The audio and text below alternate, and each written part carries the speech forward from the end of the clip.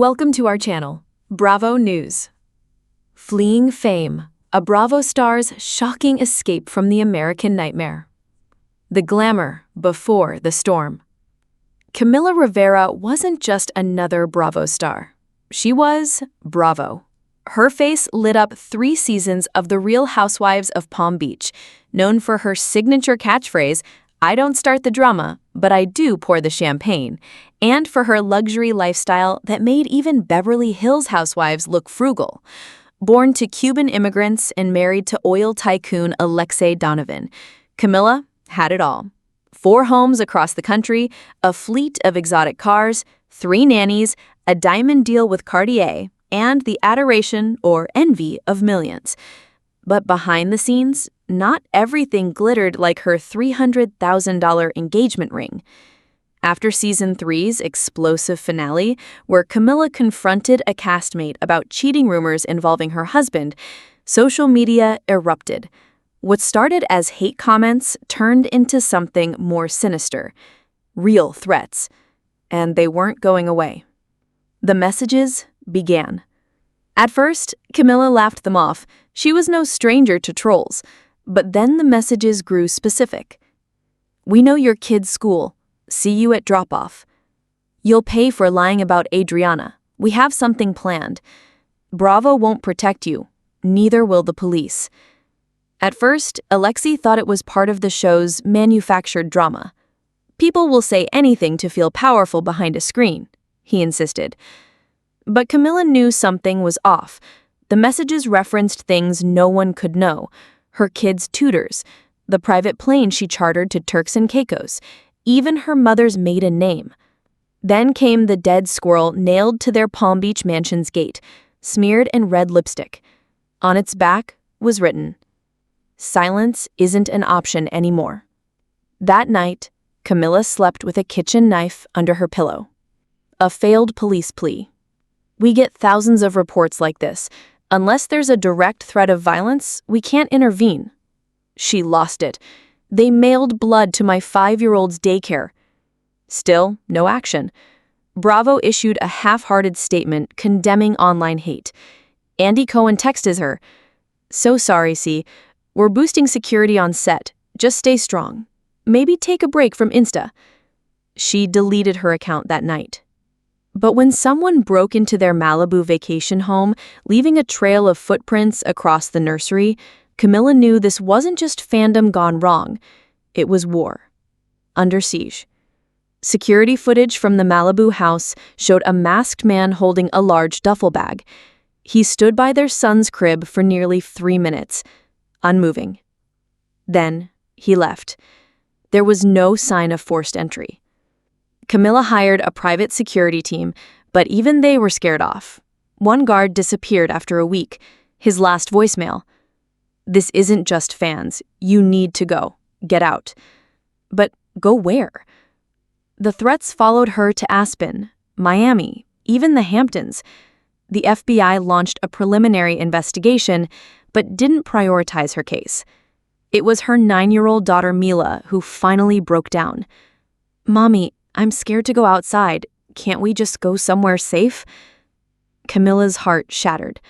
She glanced at Alexei, and for the first time, he nodded. They had to run. Disappearing act. In the dead of night, they left. No goodbyes, no social media updates, no forwarding address. Camila had one ally, her cousin Tomas, a cybersecurity expert living off-grid in Ecuador. They took only what they could carry. Camila wore a brown wig and used her middle name on the passport, Luciana. By the time Page 6 reported her sudden disappearance, the Donovans were already 2 countries away. Ecuadorian shadows. Otavalo, Ecuador was nothing like Palm Beach, and that was the point. Camila traded Chanel for ponchos, luxury SUVs for dirt bikes. They lived in a quiet valley beneath the Andean mountains. Locals had no clue who she was, but anonymity came with a price. Alexei struggled without his business contacts. Mila missed school, and Camila, well, she couldn't help but look over her shoulder every single day. Then came the letter. folded neatly in an envelope, slipped under their rented cottage door. "You can't hide behind llamas forever," she screamed. Alexei found her trembling, clutching the paper. "We've been followed," she whispered. Who's after Camilla? Back in the States, theories swirled. Was it a deranged fan? A disgruntled former castmate?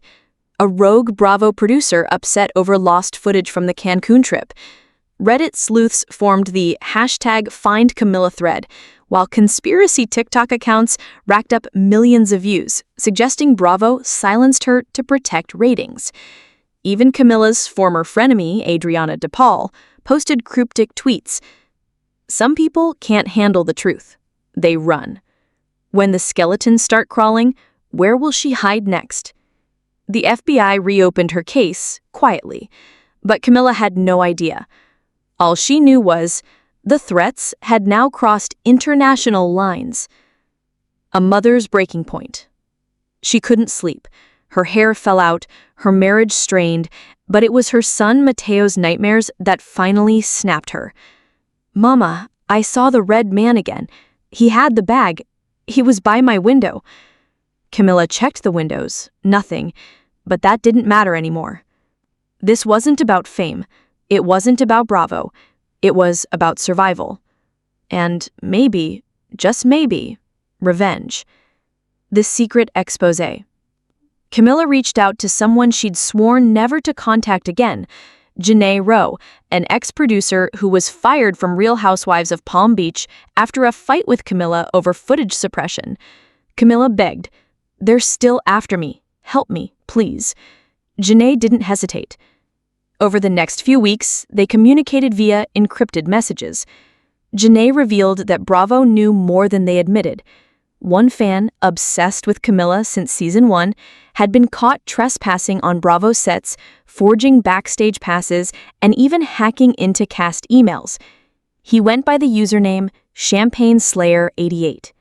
Bravo had settled with him out of court. "They buried it," Janae texted. "You were his fixation. He wrote scripts of your death." Fighting back.